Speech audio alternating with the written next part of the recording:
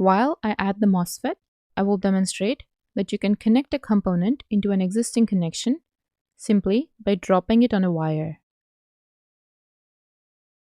Now, the use of ideal switches in modeling offers three major advantages: ease of use, numerical robustness, and fast simulation speed. In some components, like the diode, you may add a forward voltage or a non-zero on resistance. If you're unsure about these values, you should leave them at 0. By the way, although each power semiconductor switch is modeled as ideal, PLECS users can still model losses and estimate temperatures using the PLECS thermal domain. This is a topic covered in a separate tutorial video. This completes the electrical circuit. To hide a component's name on the schematic, right-click on the component, then from the Format menu, uncheck Show Name or use the appropriate keyboard shortcut. It's time to provide a control input to the switch. We will start off with a simple open-loop controller.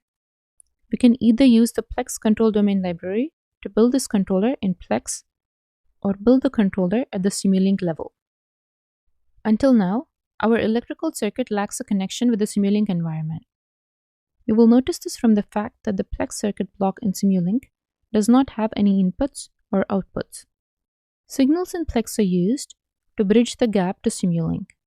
These signals provide unidirectional information interchange between PLECS components and Simulink components. To add inputs and outputs, we use the signal input and output blocks from the PLECS system library. Notice that as soon as we add ports into the PLECS schematic, the PLECS circuit block in Simulink now has input and output terminals. We can duplicate a component using copy and paste from the Edit menu or the standard keyboard shortcuts, or by holding the Control key and dragging from an existing component. Optionally, you can rename the signal ports. We will use a pulse generator block to generate PWM signals at a specified period and duty cycle. Connect the output of this block to the gate terminal, which is connected to the switch. Now, we will use a PLECS scope at the Simulink level to monitor the results. Notice that the scope block has only one plot by default. You can choose to insert more plots to the existing scope window. Or, we can use a multiplexer block, which will allow us to combine multiple waveforms into the same scope plot. The output of the multiplexer now has one connection that has a width of 2. The source current waveform will be overlaid with the load voltage waveform. Now, let's return to our input voltage value. From the Simulink file menu, we can access the Model Properties window. In the Callbacks tab, we can specify parameter initializations like the input voltage. Finally, we can choose the settings for the numerical solver. PLECS Blockset uses Simulink's solvers directly. From the Simulink Simulation menu or from the PLECS Simulation menu, we can access Solver Settings window. In this case, we will leave the default settings for the variable step automatic solver and just change the simulation stop time to 1/10 of a second. A simulation can be started either from the simulation menu or the keyboard shortcut Ctrl-T. The PLECS scope will then allow you to view the resulting waveforms and analyze and manipulate the data graphically. Advanced zooming and panning features, as well as data cursors, allow you to obtain the data you need directly within the scope. For example, we can see the switched nature of the waveforms and related characteristics such as the voltage ripple. A separate tutorial video details the features of the PLECS scope. As I mentioned earlier, the same controller can be built at the PLECS level instead of the Simulink level. I pre-built this model here with the controller in PLECS. The results are identical to that of the controller at the Simulink level.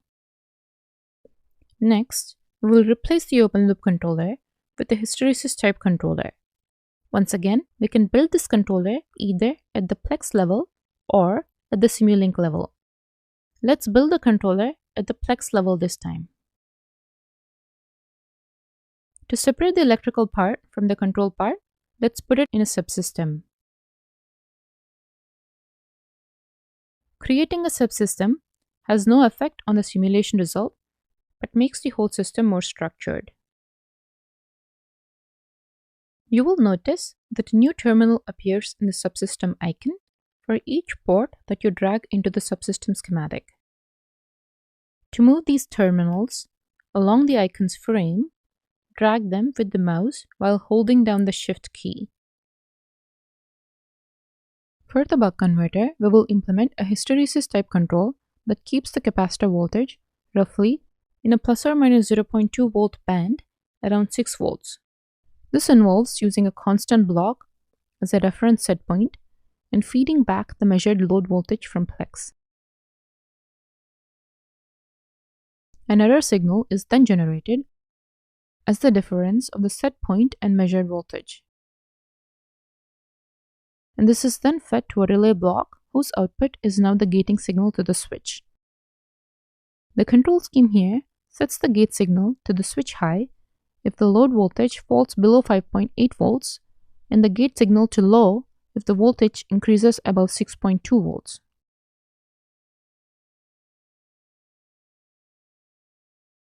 We are simply regulating the current flow through the inductor and therefore the charge state of the capacitor.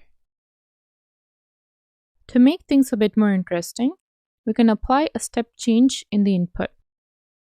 We replace the constant input source with a controlled input source.